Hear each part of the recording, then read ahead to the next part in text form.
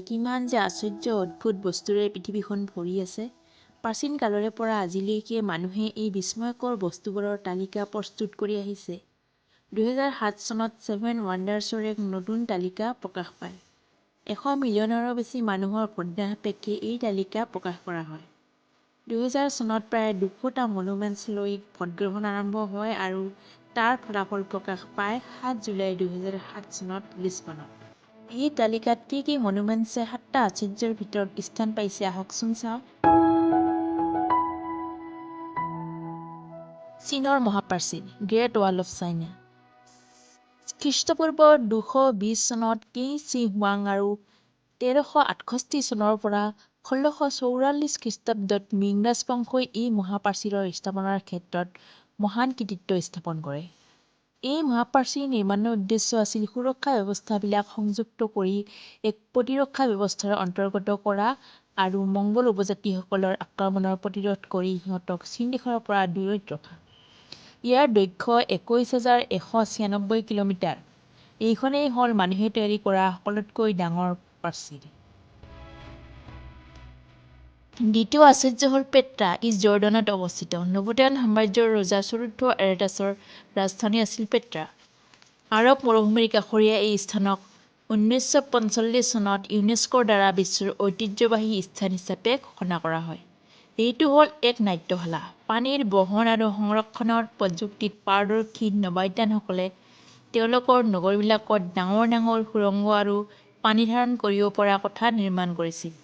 এই নাট্যশালা গ্ৰীক-ৰোমান শৈলীৰ অনুকৰণেৰে তৈয়াৰ কৰা হৈছিল। এনে এটি নাট্যশালাত 4,000 দৰ্শকে বহিব পৰা আসন আছিল।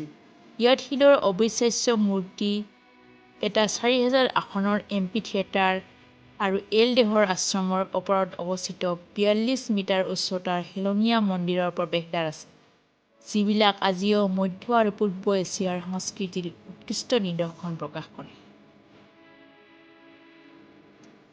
তৃতীয় আশ্চৰ্য হ'ল দ্য ৰোমান কলিচিয়াম।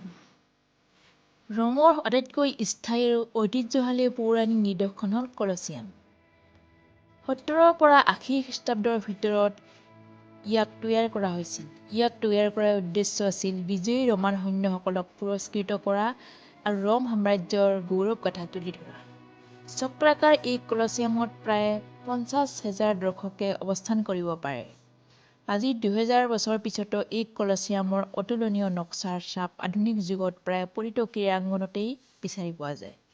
সেই সময়ত দৰ্শকসকলক আনন্দ দিয়াৰ বাবে পশু চিকাৰ, মৃত্যুদণ্ড, যুদ্ধৰ প্ৰস্তুতি সহ বিভিন্ন কাৰ্য দেখুওৱা হৈছিল। সময়ৰ লগে লগে ভূমিকম্প আৰু শিল ডকাইতিৰ পিছত ই বৰ্তমান অনেক ক্ষতিগ্ৰস্ত অৱস্থাত আছে, কিন্তু ইয়াৰ এক অংশ পৰ্যটকসকলৰ বাবে উন্মুক্ত কৰি দিয়া হৈছে।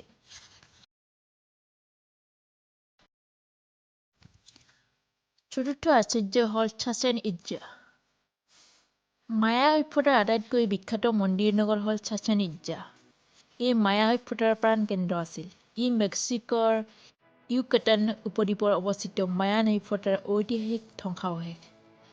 প্ৰায় 600 খ্ৰীষ্টপূৰ্বত জীৱনযাত্ৰাৰ নমুনা যেনে সাজ-পোছাক, কৃতদাসসকলৰ নমুনা ইয়াত দেখিবলৈ পোৱা যায়। ইয়াৰ দৰ্শনীয় স্থানসমূহ হ'ল কুকুলকান পিৰামিড, চাকমুলৰ মন্দিৰ, হাজাৰ স্তম্ভ বিশিষ্ট সভাগৃহ আৰু কয়দীসকলৰ বাবে খেলপথাৰ। এই পিৰামিডবোৰ মায়া মন্দিৰৰ বিলাকৰ ভিতৰত সৰ্বশেষ আৰু অনেকৰ মতে সৰ্বশ্ৰেষ্ঠ ধ্বংসাৱশেষমান মন্দিৰ।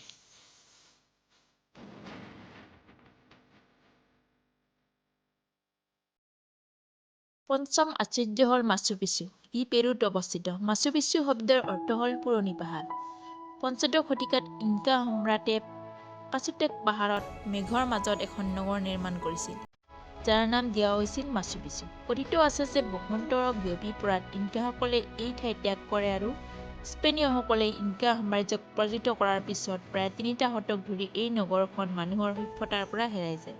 ই 1911 চন পৰ্যন্ত সমগ্ৰ বিশ্ববাসীৰ কাষত অপৰিচিত আছিল। ইয়াৰ পিছত বিখ্যাত প্ৰত্নতত্ত্ববিদ হিৰাম বিংঘামে ইয়াক বিশ্ববাসীৰ ওচৰত ছবি আঁকি তুলি ধৰে। ই আন্দিজ পৰ্বতৰ ওচৰত আমাজনৰ গভীৰ জংঘলত আৰু উৰুবাম্বা নদীৰ পাৰত অৱস্থিত।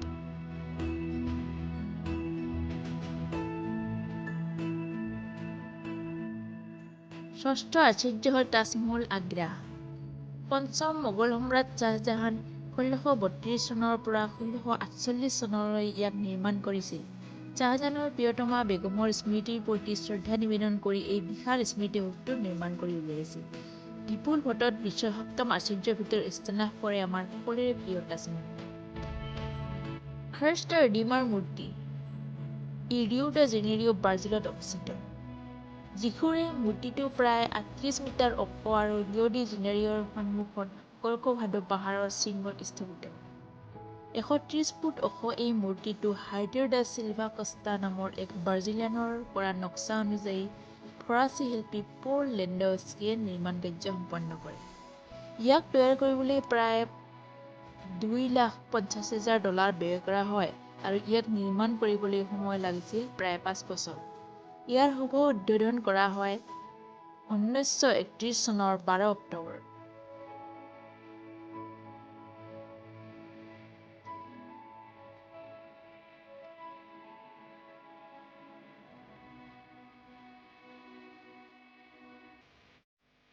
ধন্যবাদ বন্ধুসকল।